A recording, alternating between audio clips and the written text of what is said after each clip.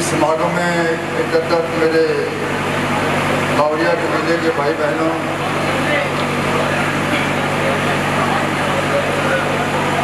आपको देखकर बहुत ज़्यादा खुशी हो रही है, क्योंकि मैं तो समाज की सेवा करते करते बूढ़ा हो गया। 83 साल की मेरी उम्र हो गई आज, 45 साल हो गई सेवा करते करते, लेकिन अब महसूस हो रहा है कि हमारे भाई बहन जाग रहे हैं। लेकिन फिर भी जागने के बाद भी ये सोचना है कि हम जाग के कौन से रास्ते जा रहे हैं, क्या हम अपने असली मंजिल देख के जा रहे हैं, कहीं यहाँ भटक तो नहीं रहे कहीं, ये भी देखना है जागने के बाद भी। तो मेरा कहने का मतलब ये है कि जीना है तो मरना सीखो, जीना है तो मरना सीखो, समाज लिए कुछ करना सीखो।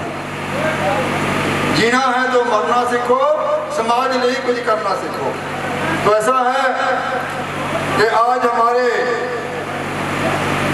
बावरी कबीले के परिवारों में वो पहले वाली बात तो है नहीं कि अनपढ़ता है। आज अनपढ़ता नहीं है हमारे में, बहुत शिक्षित बच्चे हमारे घर घर बैठे हैं, BA MA कर करके, लेकिन उनको समाज की सेवा करने के लिए या पूरे समाज की बाकी देश की सेवा करने के समय नहीं मिल रहा। तो इसलिए मैं आज ये कहना चाहूँगा, सिर्फ आप लोगों को यही बताना चाहूँगा कि साथियों, सबसे पहले हमने ये जानना है कि हम हैं कौन, क्या हैं हम, हमारे हक क्या हैं जो हमें मिलने चाहिए। अगर हमें अपने हक का पता नहीं तो हम मांग भी नहीं सकते। इसलिए सबसे पहले मैं ये कहूँगा कि आज मेरे भाई नारा लगाते हैं, बावरिया समाज जिंदाबाद। समाज तो हम हैं ही हैं, लेकिन मैं कहूँगा कि हम कबीले के लोग हैं, कबीले के लोग। तो हमें ये नारा देना चाहिए कि बावरिया कबीला, बावरिया कबीला, क्योंकि हम कबीले का हक मांग रहे हैं। अगर हम अपने आप को कबीला साबित नहीं करेंगे, कबीला अपने आप को नहीं मानेंगे, तो सरकार हमें कबीले का हक कैसे देगी। कबीले का मतलब जनजाति, जनजाति का हक। तो इसलिए मैं चाहूँगा कि हम जब भी बात करें कोई, तो बावरिया कबीले से बात करें कि बावरिया कबीले के लोग हैं हम, इसलिए हम कबीले का हक मांग रहे हैं। तो मेरा कहने का मतलब ये है कि देखो, पहले अंग्रेजों ने हमें राजपूतों को अलग अलग नाम दे करके, बाकी छोड़ो, बावरियों को ही 70 से ज़्यादा नाम दे दिए।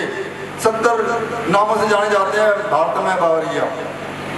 आज़ादी के बाद इस हमारी भारत की सरकार ने, मैं तो उनको काले अंग्रेज कहता हूँ, ये काले अंग्रेज हैं जिन्होंने हमें 70-75 साल से अपने हकों से वंचित रखा हुआ है। हमारा वोट बटोरा है, लेकिन हमें दिया कुछ नहीं है, चाहे वो कोई भी राजनीतिक पार्टी हो। तो इन्होंने हमें क्या किया, जैसे पहले मेरा जैसे जोधा बोल के गया है कि हमको अलग अलग जातियों में बांट दिया। कोई SC में डाल दिए, कोई BC में डाल दिए, कोई ST में डाल दिए। आज बावरिया गुजरात में OBC में है, मध्य प्रदेश में बावरिया मोंगिया बन करके वो ST में है, जनजाति में है, और बाकी प्रांतों में बावरिया नाम का जो है वो शेड्यूल कास्ट में है। तो इसलिए बहुत से हमें अलग अलग बांट करके हमको बांट रखा है कि ये लोग कहीं इकट्ठे ना हो जाएं, इसलिए। लेकिन हमने ये बात भूल करके, चाहे वो बागड़ी है, चाहे वो बागड़िया है, चाहे वो बेलदार है, बहुत से 70 नाम से जाने जाते हैं बावरिये, तो सभी को एक मंच पर आने के लिए एक बात सोचनी होगी। तो मैं यही कहना चाहूँगा साथियों कि आज मेरे को बहुत खुशी हुई है कि हमारे मसीहा मास्टर प्रभु दयाल जी, जिन्होंने 28 साल नंगे पांव रह करके हमारी आजादी के लिए लड़ाई लड़ी, और 1949 में ये मास्टर प्रभु दयाल जी का ये हुआ है। इस महापुरुष ने 28 साल नंगे पांव रह के हमारे को आजादी दिलाई, 28 साल, और 31/11/1952 को पांव में जूता पहना इस आदमी ने। तो इसको सलाम करिए, हमारा मसीहा है। दूसरा खुशी हुई मेरे ये देख करके कि हमारे शहीद गुरचरण सिंह जी, भगत सिंह के साथ फोटो लगा हुआ है। शहीद गुरचरण सिंह जो 28 साल की उम्र में अपने हमारे मांगों के लिए 1/10/1979 को आज से 40-45 साल पहले चंडीगढ़ में अपनी शहीदी पा गए। तो इनको ही हमें याद करना चाहिए, ये भी हमें मसीहा ही हैं। तो मैं अपनी बात अगर करूं तो ये मेरा रिश्तेदार था, मेरी घरवाली का भाई था। तो मैं तो गाने वाला था, गवैया था, सिंगर था।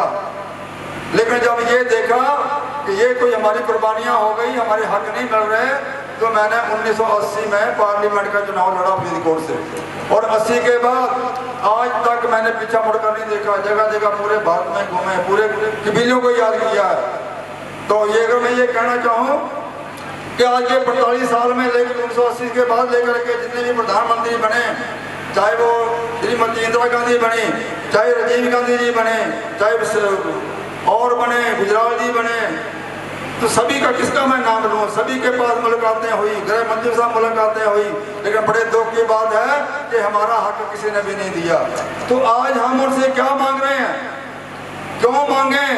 और मैं आपके पंडाल से ये कहना चाहता हूँ इन सरकारों के, राजनीति के लोगों को कि राजनीतिक लोगों, अब हम जाग चुके हैं, इसलिए हम आपकी बातों में नहीं आएंगे। 70 साल हमारा तुमने खून पिया, हमारा शोषण किया है, हमको दिया कुछ नहीं है, हमारा वोट लिया बहाना लगा लगा करके।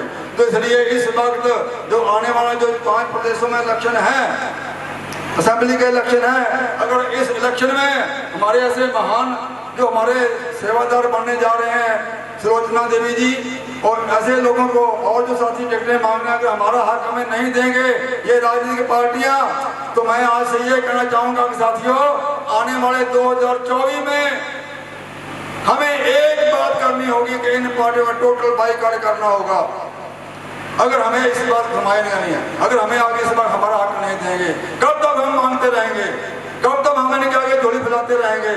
तो इसलिए जो हक होते हैं, राजनीतिक हक जो होते हैं, वो मांगने से नहीं मिलते, छीनने पड़ते हैं। तो छीनने के लिए क्या चाहिए? एकता।